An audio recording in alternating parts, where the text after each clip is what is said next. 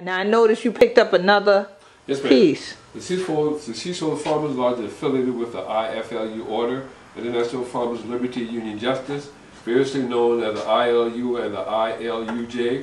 The IFLU Foundation creed consists of 12 points: fraternity and good fellowship, cooperation for mutual buying and selling and improvement plans, liberty meaning equal rights and opposing all forms of oppression, injustice, and tyranny, protection from sickness, accident, death, insurance, self-education, godliness, health and personal cleanliness, harmony achieved by hearing and absorbing as much music as possible, industry, economy, purity, recreation, and providing clean, wholesome music for our mutual benefit. Now that is something. Now I noticed a very interesting piece in there that y'all talked about earlier. It's about music again. And you said listening to as much. How did that read? Health and personal cleanliness, harmony achieved by hearing and absorbing as much music as possible. Right, harmony achieved by hearing and absorbing as much music as possible. Now that's a very interesting thing to have included in the mission of a farmers organization. Now it's interesting to me on many levels because as African people, of course, to us music is a centerpiece of everything we do. A rhythm is, even in farming, a rhythm is, a cadence is, like we know that a lot of our spirituals we took in the field. And so the ethnomusicologists, they then would call them field songs or work songs. But to us they still the same songs, but they kept everybody on rhythm. And the same thing like when we talked about the boats and casting or rowing your boat with oars, not with a motor, people would sing songs that they call the oarsman song to keep you on that cadence and to keep that rhythm. And so it's interesting to me that the original members basically included that importance, that centrality of music and that rhythm. That music transcends all races and colors. Right. Everybody around the world listens to music. Yes. And I think that played a big part into why they added it into the creed. Music is everything. Right. Everyone. And everyone. Regardless of where you're from. Right. And it brings harmony. It does, and they said that, and the harmony. So it's so interesting. So you know as little children coming, y'all know, y'all can't tell them children, turn that music down and they in that car and think we y'all up on the street. They're going to come right back and say, what? I've been to the museum, and museum said, what music is possible? so y'all going to have trouble now. They're going to point it out the policy. There you go, they're going to point out the policy. So you look out, y'all turn that yeti down, go to Geechee TV, listen to as much music as possible. But we mean positive, harmonious music. Exactly. So now that's the difference. So now it's interesting because I noticed on there it mentions recreation. I noticed you mentioned Mosquito Beach. Recreation and farming ain't no easy job. So I'm sure that at the end of all that was why recreation was always involved. Give you an opportunity to kind of relax and keep things in balance because farming is always hard work. Now I noticed something out front. Y'all have a cart. Was that an original cart? Because that one looked like it doesn't work hard in this thing. We had many mules in it. It had a many mule in it. Okay. But that particular cart was donated from an African-American farmer out of Simpsonville, South Carolina. And that was given to us by Mr. Who his name escapes me. He's a walking tour guide downtown. Jack. Okay. And he donated to us because it mixed in so good with the theme and the aesthetics of the area. Right. When you look at it, it fits in perfectly. Perfectly, yeah. So I think that since it came from African-American farmer, he wanted to give it to African-American people. Absolutely. We used to ride the cart back in the days. You know you still got a cart over yonder. His granddad, his daddy had a cart. Right? With that mule. Jack Thompson. That mule Jack Johnson. That mule to run everybody around there. And what? And so look here, but you said Jack Johnson. Do you know that one of the biggest Gullah Geechee farmers on my home island, St. Helena Island, was Jack Johnson? God bless the dead. Yes, So when y'all just said that, it's like you invoked him. That's the farm I worked on when I was little. You know, we always planted our own food, but you know, we say you going in the field or you going to the farm. So if we going in the field, that we own thing, or we going to the farm, we to go to somebody else's place. And so Jack Johnson employed a lot of folks. We're talking about dramatic films. Many times the people mention different islands down here in South Carolina. They don't often mention James Island, and they don't mention like Folly Beach and all this kind of thing. But then when I say say, have you seen the movie Glory? Yeah. Then folks go, yeah. And then they look at me like, and? Like, why? You know, and then. You don't remember that caption says James Island? They don't. That little footnote said James That Island. says James Island. I didn't know that the battle was fought right here on Salt Creek. Until, and you know, if you don't know your history, it's sad.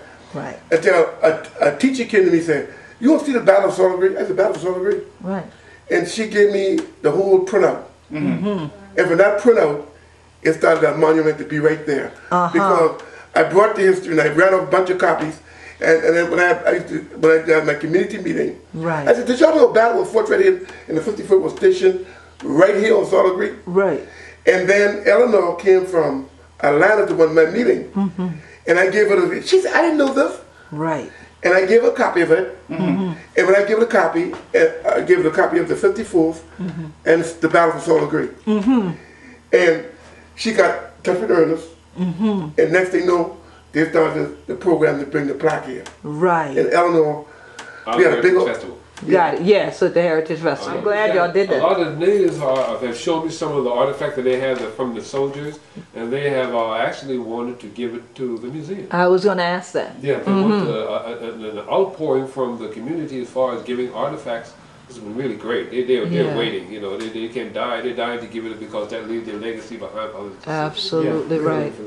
And this is outstanding because when I walked in, I know y'all are just a couple days away from opening. Yeah. And so when I first came outside, I could hear the hammer going, the hammer going, the hammer going. Even when I said, good afternoon, sir, he said, I'm working. That was the response I got. We got another historian that worked with us. His name was Paul Havlin. He pinpointed exactly where the battle took place. Yeah, took place. It took place right outside. Because this should be a causeway.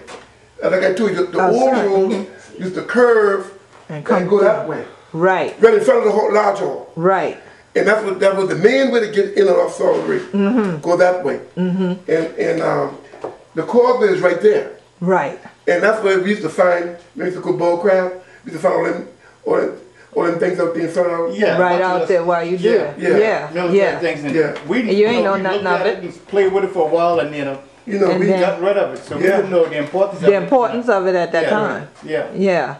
So it's very interesting because at least now, like he's saying with the outpouring from the community has a collective consciousness of how important these things are now and how significant they are. And obviously they have a lot of trust in this lodge and its members to say that they're willing to turn the things over and leave it here as part of a legacy, not just as individuals, but as a collective group here in Solid Creek. Also, Solid Creek is where the 54th initially fought for the first time the Confederacy. Is it? And that is a big deal. Because, you know, I always say you have to crawl before you walk. That's true. So at the Battle of Solid Creek, July 16, 1863, we crawled in the battle. 2 days later, at the Assault of Battery Wagner, we walked into battle.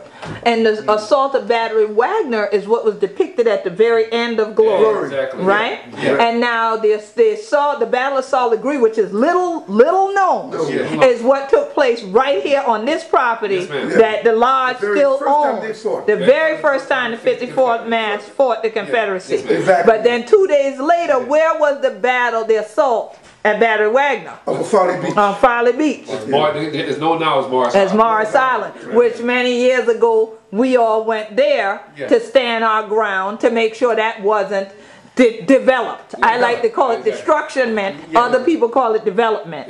But so that fortunately people understood that part of our story and could always come here and see. So now if I stood at Backman Seafood, can I look across to where, I'm not at the angle to see. Well, you can see the Morris Island. You can see the lighthouse. You can see our Morris Lighthouse from my backyard.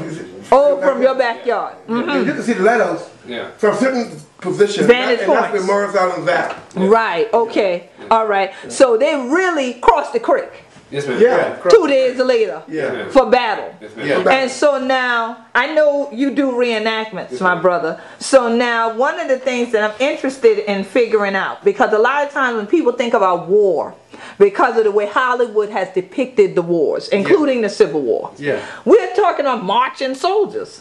People aren't often thinking about, as we mentioned, Robert Smalls and others, and the ships that they had, the fleets at that time necessarily. A lot of times they just show you the people on the ground marching and crawling, like you mentioned.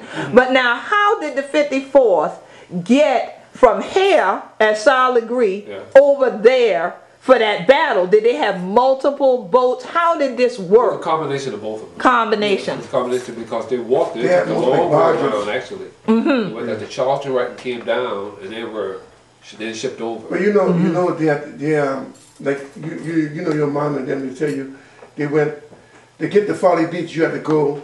What's the island they're trying to develop right over here? Oak Island? Is that Good Island? Good Island, Oak Island, Little Oak Island. Little Oak Island, Yeah. These will cross that creek right there, that barge across the creek there. Then they would come, they'll cross and go to Oak Island. And when they get to Oak Island, then they would come back to go to Folly Beach before the bridges was there. Before the bridge was Because there. my mom told me that's how they get to Folly Beach to go to work. Yeah. So in other words, they had, like he said, multiple methods. So they were arriving by water and by land. And so they were essentially, which is strategic, going ahead and surrounding who they were fighting by coming in by land and by sea. All right, because a lot of times, like I say, people don't know these things and don't always have the opportunity to ask. So they believe a lot that they see in fictionalized films and don't realize the reality of history and our story. And so definitely it's very, very important, all of what y'all are saying. And what is this in the case? This is the diorama of the assault of Battery Wagner on July 18, 1863. It was when the Massachusetts 54th stormed the beach at Morris Island, known then as Battery Wagner. Okay. And we came to have this piece by divine intervention. I would tell anyone it was divine intervention. This particular piece was designed by the Department of Interior, particularly for the Statue of Liberty. It stayed at the Statue of Liberty from 1970 to 1990. From 1990 to 2009, it was at Fort Sumter in Charleston, South Carolina, and Fort Moultrie in Sullivan Island, South Carolina. Then it was bringing another exhibit in. So when I heard that they were bringing another exhibit in, I got a phone call from the National Trust officer, Joe McGill, and he said, "Ernest, we got this piece. Would you be interested in this? What is it, diorama, the assault of Battery Wagner?" Yes, I would. But what do you think of my chances of getting it? I don't know, Ernest, but we'll find out. I didn't think for the world that we would have an opportunity to get this. So one day I said to my office, I get the phone call. "Hello, Ernest, this is the director of Fort Sumter. My name is such and such and such. And I want to know, when are you coming to pick up this diorama?" "What? You giving it to me?" "Yes, we're donating it to the Seaside Farmer Lodge because I told them the story of the Massachusetts 54th Regiment, the Battle of Solid Island, and why this should be the home for this particular piece." And lo and behold, it is now the centerpiece for the Seaside Farmer Lodge here on Solid Island, South Carolina. This is outstanding. Now tell me something that's vitally interesting to me is I understand why it would be here. I understand why it would be at Fort Sumter. I understand why it would be at Fort Moultrie. I don't understand why it would be at the Statue of Liberty. And I'm a firm believer that in all thy getting, get understanding. So why would the Statue of Liberty need to show this? Why would they have designed it and placed it there first in the first place? Because it represents freedom. That's what I thought. To fight for freedom. And liberty. And liberty. For all men. And those black soldiers there was fighting to prove that they can fight and that they would not tuck tail and run. And a lot of the soldiers from Massachusetts were free men. Right. They were not slaves. That's right. They were educated intellectuals. They were not slaves. So they didn't have to come here. Right. One particular guy, Gammon, Charles Gammon, was a free man. He was free, his parents were free, and his grandparents were free. They're abolitionists. As a matter of fact, in Ohio right now, they have a house that was on the Underground Railroad. Right. the connection with Charles Gambler, that he died here at the Battle of Solid Island. And he was a free man. All right. So now, has anybody traced his family? Does his family know about the Battle of Solid Green and that he died here? They still lived here. Oh, he had his whole family was here. We're trying to make a connection now for the 54th to go up at the Gambler House. In Ohio. Springfield, Ohio. Right. And we'll do a joint venture together. Yes. Outstanding. Yes. Well, you know what is very interesting is April 11th is Queen Quet Day in Ohio. Okay. And there's another Queen Quet Day on April 15th in Ohio. And so, thank you. And so this is actually Queen Quet week. We just decided, because I have multiple Queen Quet days. I have one in Houston, Texas on the 19th. So with this whole week from the 11th to the 19th is Queen Quet Day. So when you now mention Ohio, I'm like, okay. So I'm in the right place here to celebrate Queen Quet week. This is outstanding. And you know, I'm always about liberty. I'm always about liberty and standing for justice and everything and for all people. And I love the fact that this museum is being a true institution to that at such a time as this.